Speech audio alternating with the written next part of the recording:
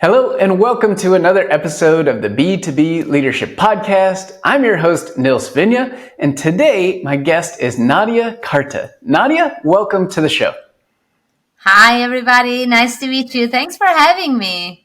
Thank you for coming on and spending some time with us. Nadia is the head of data transformation at Google and just an absolutely incredible leader. And I invited you on this podcast because we had such an intriguing conversation when we got to know each other and had our first chat.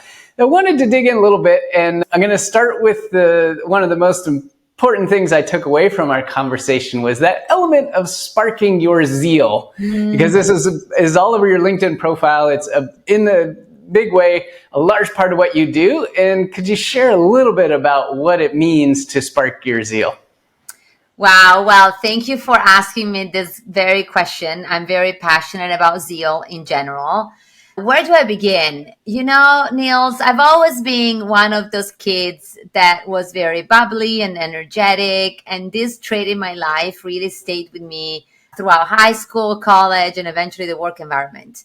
And one day I was with my coach. You and I discussed a lot about coaching, and I was with my coach, and like any good coach, they would ask me, what are the things that you do well, and what are the things that everyone appreciates about you in the work environment and in your community? And I said, wow, such a powerful question, because often as a imposter syndrome in recovery, I have such a tough time to see what are the things that I'm doing well. And I said, well, you know, everyone always tells me that when I'm in the room, there's so much energy, there is this enthusiasm and this desire of doing things and getting things done, and this, you know, uplifting spirit. And she looks at me and she said, oh, basically you spark everyone's zeal. And I said, oh my God, that's what it is. I spark everyone's zeal.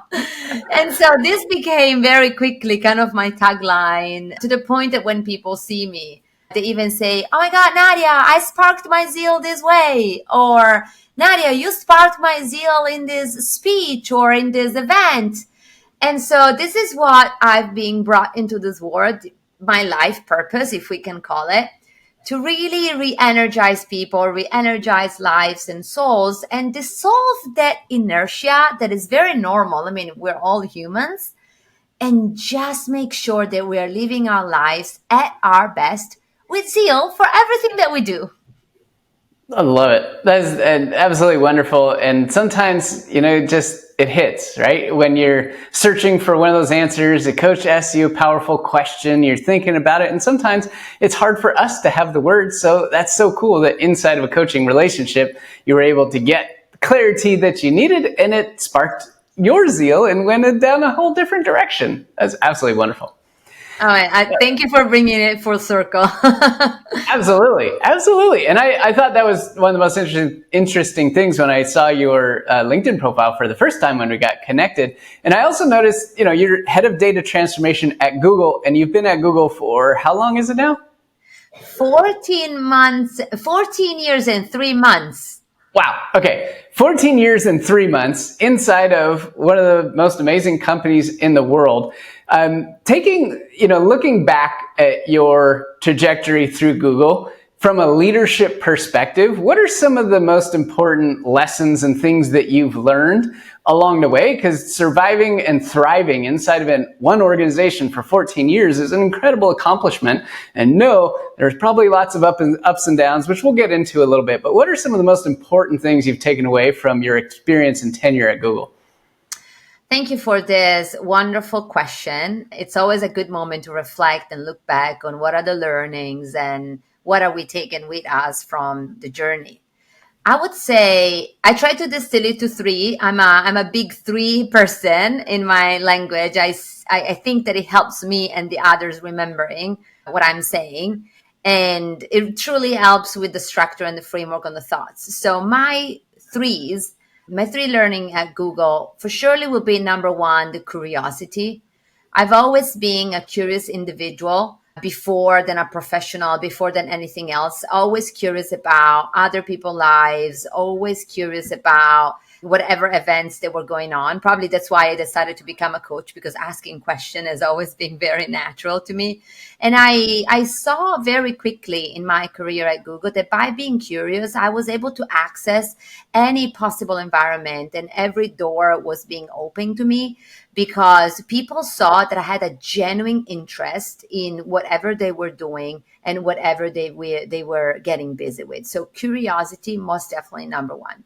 Number two is this humble and vulnerable spirit. Whomever follows me and whomever knows me in person would say that if there's one thing that I'm not able to do is to lying or mask things or hiding secrets. I'm a very big open book. And that for me translates in being authentic, even when things are difficult and even when things are rugged. And so my team, for example, would always say that for me, they always get the rundown, the appropriate one, and the truth of whatever is going on. That doesn't mean that I don't, let's say, filter it. My leadership style is very authentic and vulnerable, but always with some filters, because I believe that filtering is an act of generosity. Not everyone needs to know anything at all times, but always with a spirit that is genuine, caring, vulnerable, and authentic. That for me has been my second trait about my leadership style that truly got me far at Google. And then look, the third thing that is a little bit overrated, but always distinguished me, is this idea of aiming for big things, having this vision and having this desire of thriving for the impossible. A lot of people would say that saying this is not possible to me would be almost the unwanted sentence. And that's because I always believe that if there's a vision and if there's a desire, almost anything is possible. So this got me very far at Google, because I still remember a couple of years ago, even the projects that people deemed the most difficult or the most challenging, there was always the Nadia card. And when my bosses and directors and VPs were, let's say, playing the Nadia card, that means that that project was getting done. And so, these three are my traits. So curiosity, authenticity, and vulnerability, and really getting things done, even the most difficult ones. That's wonderful. You put it together so well. I'm a big fan of threes as well. And playing the Nadia card, you earned that moniker, and that's really incredible. Now, you've posted something on LinkedIn just recently about a big next step or next role that you had prepared for, had done a lot of work to get towards, had gone through the whole interview process, but you didn't get the role. Would you tell us a little bit about what happened and what that taught you, and what did you take away from that experience? Thank you for noticing, for commenting and supporting and asking this. It's so serendipitous, because it's going to be 1 year that I didn't get that role. And back last year, I had prepared so much. One of those situations where everyone say, oh my God, you are the perfect person for that role. For sure, you're going to get it. You're doing all the right things. One of those situations that you walk into the environment with so much certainty and so much ownership that you perform, I would say, pretty well, because you're pumped that that's your trajectory. And then one afternoon, after some weeks, the HR person calls me and says, we're very sorry, but you didn't get the role. And I even asked, has been some feedback? I would love to learn. What could I have done better? The typical questions that you would ask in a corporation.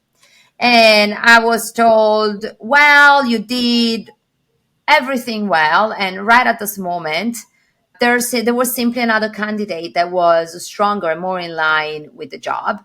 And I've been told, continue to do what you're doing, and eventually other roles will come up, which is pretty common in a corporation. Whomever is being in a corporation will know that these things happen. It's pretty normal. But in that moment, I got really bummed. I still remember I was walking home with my husband, and I said, I don't understand what happened. I had prepared so much. I had all people supporting me and I knew how to do the job. I was like, I don't get it. And for a couple of weeks, I know this resonates with you because you're a coach, but for a couple of weeks, I was pretty sad. I couldn't see through. And I kept asking myself, what is this event telling me? And part of the reason why for me it was so hard to accept, this is a bit of a news that I never shared with anyone, is that I never got rejected from an interview before. Mm. And, even now that I'm saying it feels different, right? I'm like, okay, I've said it. I was never rejected in an interview before. And so, I was one of those kids, Niels, that in school always has the best grades, always very bright. Nadia was not this person that was failing eventually. And so I booked a session with my coach. My coaches are the people that I always go to whenever I have things like this going on. And I started unpacking and packing and packing. And my coach tells me, Nadia, I believe that in life there's only three answers.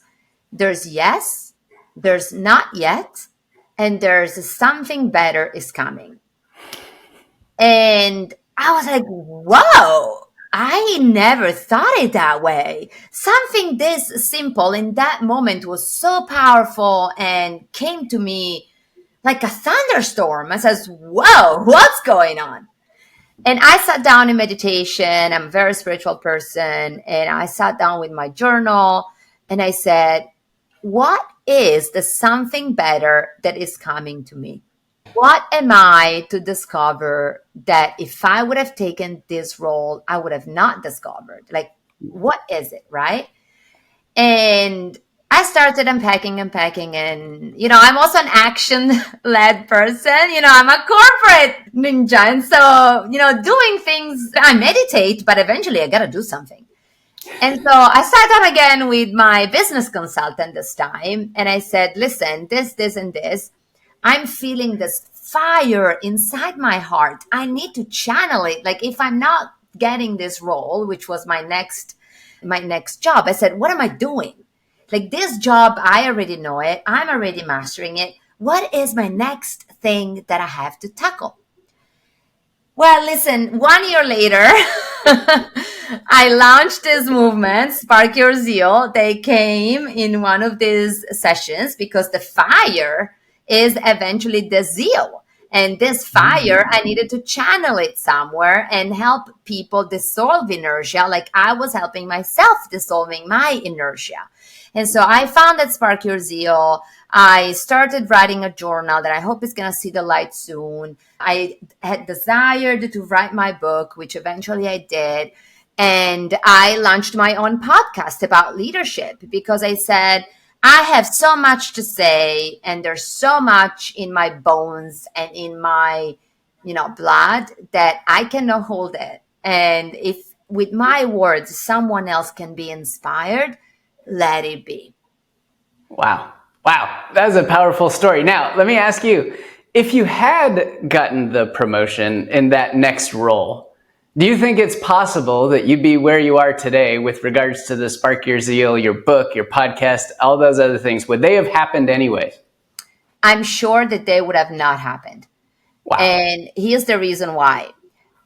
I would have been so busy, Yeah. but so busy with the pressure and the responsibility and the need to perform that I would have been head down into my next job. Look, I am a person of a very high integrity. And when someone gives me something to do, you rest assured that not only I would get it done, but I would get it done fast with a very high quality. And I'm also in recovery perfectionist. And so I would have not saved 1 cent of my blood into this new project. And in my 14 years in the corporate environment, I changed the jobs. I'm not kidding. Probably every 2 years and a half. I got 5 promotions. I got 2 kids on the way, so 2 maternity leaves. I changed 4 countries. At one point, I was in a role that I was traveling Monday to Friday, and I was always on a plane. So this is to say that I never had the chance to pause and ask myself the tough questions. I was always on a roll. And so this rejection really came as a gift in disguise because he allowed me to give birth to some of my biggest dreams. I just got chills down my back and my arms when you talked about that. The fact that you never paused to ask yourself these tough questions. And that rings so true to me personally and what I've experienced, as well as lots and lots of people I've coached and lots of people I've worked with over the years. So we get so busy doing exactly what you described, being incredible at our work, that sometimes the things that are going to bring us the greatest joy in life don't ever get to see the light of day. And when you described that feeling of something burning inside of you, right, that was the time for it to come out. And it never would have seen the light of day had this situation occurred where you did not get the thing you actually wanted. That's fascinating. I love that you summarized it that way. And so last year I turned 40. And I believe that I was saying the life of a woman, but that applies also to a man, to whatever gender you self-identify with. There's something special about the midpoint of your life. Yeah. I mean, of course, I dream of living until 100, but let's say that even arriving at 80 is in a very good shape and with all of my powers in place would be a terrific achievement. So I consider 40 like the midway of my life. And I think that there was a reason why it happened in that moment. Because typically the midlife is when we pause, we reflect, what have we done and what do we still want to accomplish? And typically, those are moments where you take this big decision. And I had just moved to New York since 2 years. I live in New York since 3 years now. I moved from Italy, as you can say from my accent. And mind you, I've always had terrific fun at Google. I still have. I'm so happy in my role and I got everything that I possibly wanted, and the company continues to give me all that I need to thrive. What changed in that moment was to get a bit of a break into that hysteria of continuing wanting the next thing, which again, it's very corporate and it's very type A and it's very, if you're an ambitious person, I've always be, very ambitious, there's nothing wrong with it. However, if you are a person that also has big things that you want to accomplish beyond the corporate environment, there has to be a moment where you take that time to explore it. And when I say the rejection was a gift in disguise, it's probably because the universe was hearing my inputs and this desire of saying, what else is there for me? Love it. Love it. Oh, it's so good. And the best part is that the universe might have been saying that all along, but you just weren't ready to hear it until that point in time. And that was when the message got through. And I think that's just so incredibly powerful, number one, to have that experience, but number two, to follow it. Right? Because sometimes we might hear things and feel them and then shut it down and be like, well, I couldn't possibly do that, or I couldn't go down that path, or I couldn't take that time away. I couldn't invest in that program to learn how to do XYZ or become a coach or something else. But the reality is you're not going to know until you are, just like one of your key points earlier, of just being curious. And so when kind of some of this was coming to formation and you were realizing that, okay, this Spark Your Zeal thing is a real thing, this opened up a whole other possibility, which is a big, big topic, right? I'm curious, how did you balance then this passion for what you wanted to bring to the world as a whole with the leadership role that you are in inside of Google, which you still love your team and love your work? How'd you balance those two things? Because it sounds like they were both really important to you and both, I'm sure, very fulfilling and very all-encompassing too. I think you were sent to me by the universe today, Nils. I'm going to say this because you're asking me all the questions that are really inside my heart. You know, everyone that has been following big passions and works in a corporation is asking themselves this very thing at this very moment. It's fascinating how lately I'm stumbling on content that speaks about this. Like, okay, you have this thing that you like, but you also have your corporate job. How do you balance? How do you bounce? And what is the moment, right? The conclusion that I came for myself at this moment in time is that this spark your zeal makes me such a better leader. Mm. And fascinating that it's so visible. I was in the office a couple of weeks ago. Someone stopped me in the cafe and said, "You know, Nadia, I wanted to share an observation with you. I've been knowing you for many years now." And they said, "This version of Nadia has been my favorite so far." And I said, can you share some more? I mean, I love where all of this is going. Help me understand. And so throughout the conversation, what they shared is the fact that I'm finally putting myself out there fully is giving others so much more and is giving others so much permission to also bring themselves a lot Mm. more. And I mean, eventually, what a corporate life is where everyone has a sense of belonging, where everyone can thrive, and when everyone can continue do what you're doing at their highest potential. Yeah. And so, by people and other leaders seeing me being at my highest potential and fueling my passions, it gave them more energy. And so, when I walk into the office now, I have more desire of accomplished things. My client loves me more because I am more inspiring. I'm not only talking about a bunch of tech and a bunch of ads, but I am encouraging them in building for a better future. And I do what I call it business with grace.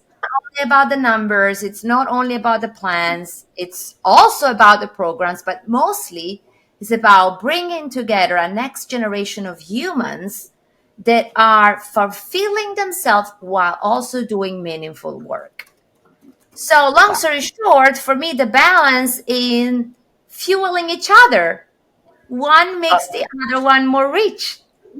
That's so cool. I mean, it's so inspiring to hear your story and hear the integration of these two, what could be from the outside looked at as very different things. But the combination is actually exponentially more powerful than either one alone. And that's just giving others, permission, building an inclusive environment. I really like the term business with grace, right? Because you are creating the next generation of humans. And I think this is the next generation of leadership, frankly, right? Is having this skill set that you have, having that understanding of what this means to you, but also bringing that to the environment inside of your business, whatever company size or stage it is, and creating a place where other people feel safe and encouraged to do their absolute best work because you're doing your best work. I mean, that sounds like a blast.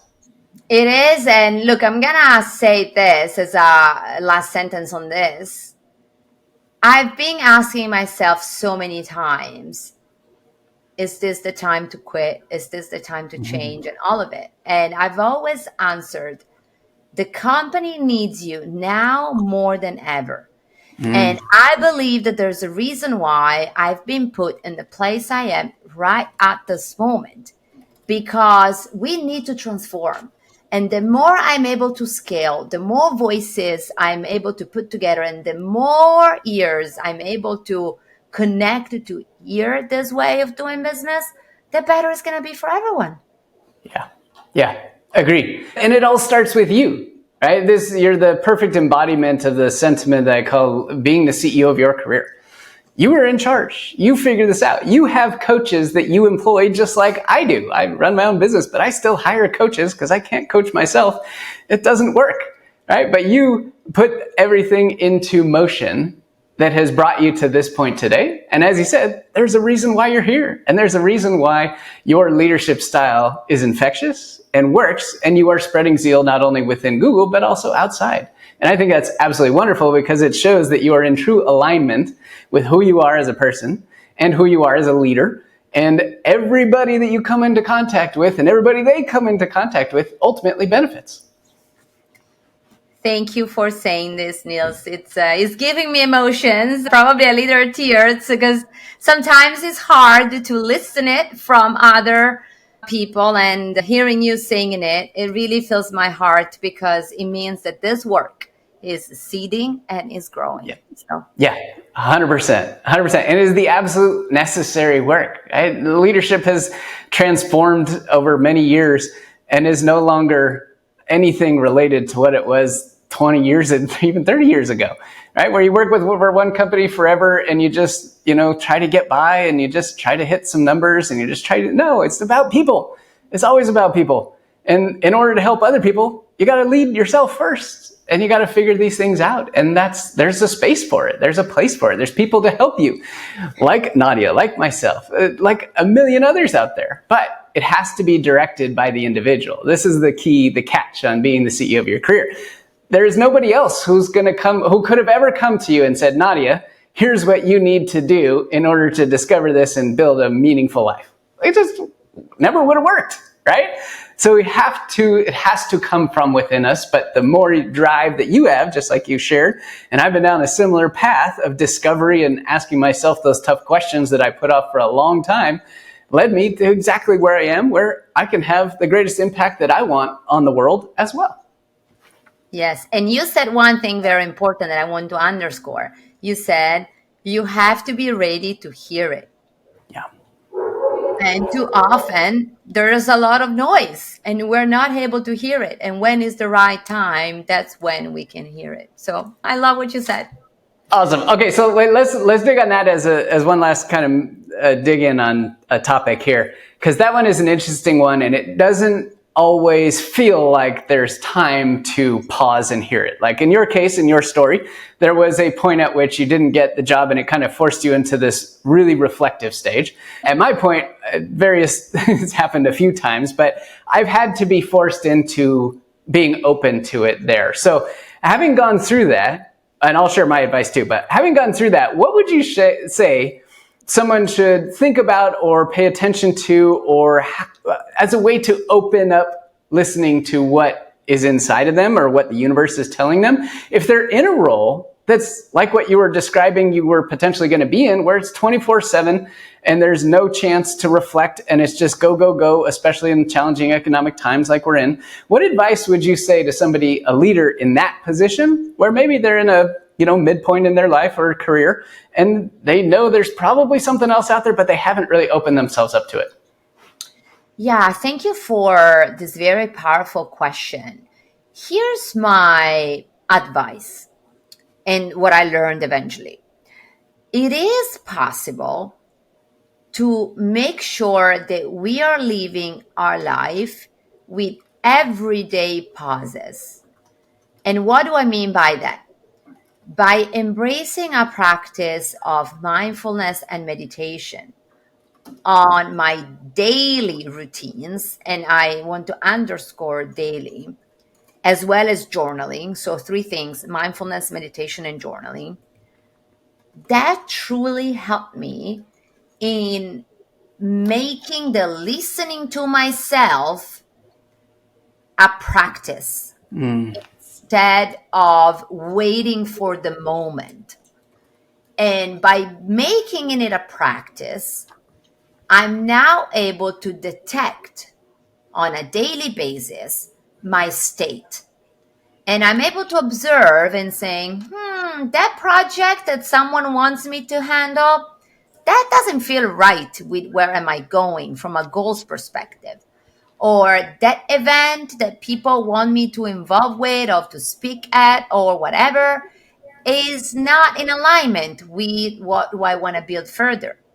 Now, of course, especially if you're in a corporation, there are things that you must do regardless of you liking it or not.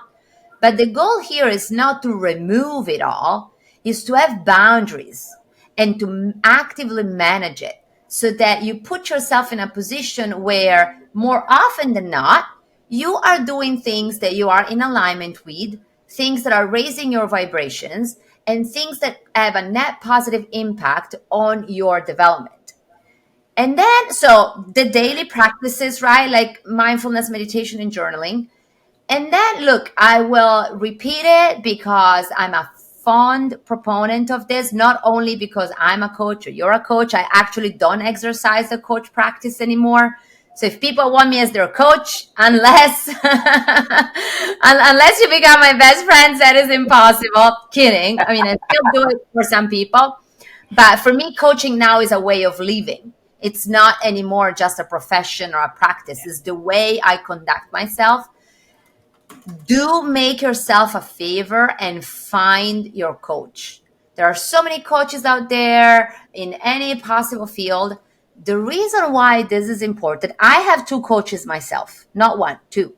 The reason why this is important is that you do need that external ears, that external eyes, that listening that is able to keep you honest sometimes, even when you don't want to be honest with yourself.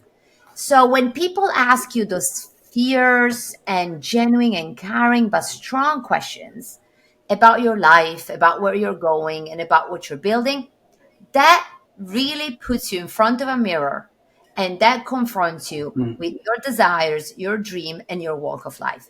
Sometimes it's good. Sometimes you see things that you don't want to see, but you have to have that awareness. And often, if not always, you do need a coach to bring you to that awareness. So these two Nils for me are the biggest thing that I recommend, making it a daily practice somehow and having a coach and a partner that is helping you, because the combo of these two will really assure you that you're getting where you want to get. Wonderful advice. And mine was very, very much in line, no surprise, with yours in terms of the daily practices. Right? And I love the fact that you added the journaling, mindfulness, meditation, Mm-hmm. journaling. Mindfulness and meditation are definitely on my list. Journaling is something I haven't historically been great at, but it is something that is bringing the awareness every day is what comes through the meditation for me. And I might actually experiment with some journaling again, because it's been a while since I did it last, or did it consistently last. And the underlying piece here of what both Nadia and I are saying is that it's about awareness, right? And the more you pay attention and give your inner voice and inner person a space to come out, the more aware you will become of the things that are really important to you and really in alignment with who you are. The more you shut that out and just stay focused on the day-to-day and your calendar and your to-dos and that, the less you will have and the higher the likelihood that it will come out at some point. I guarantee it will come out at some point, but a lot of times it doesn't come out in a very healthy way. I struggled with that for a long time. I pushed a lot of stuff down, and it came out in some very unhealthy habits, all of which I've been able to remove as a result of making meditation a daily practice, and to bring that space where it's okay for the inside you to come out and show itself. And some of the craziest ideas, just like sparking your zeal, will come to you in those times when you least expect it, because you gave it an opening. And that was one of the most fascinating things. Is I've had similar revelations like that, where the only reason I saw it was just because I gave myself the space to be open at that point in time. And I think as leaders, that's one of the most important things we have to do. Because some of the answers that our team needs, or the vision or the leadership or whatever, comes as the result of not thinking through problems, but actually feeling through them and just experiencing and being present with the team. And that can all be done on a daily basis. Well, I'm so glad that you shared that, Niels. I'm so happy that you're doing well now. It's so important. And the one thing I'll connect back on the journaling is writing words somewhere is now being proven to have an effect on how your brain is processing those things and the likelihood that you get it. And I'll add to that, going back to read and review what you had written the year before or 5 years before. I've been actively journaling every day for probably 10 years now. Even today, I found a paper that was from 2015, and I looked at it and I said, whoa, I got all the things that I brought in this journal that I wanted to get. Those are all here. This evidence is energy that is going to fuel you and fuel us forward as we continue to, thrive and run in this life.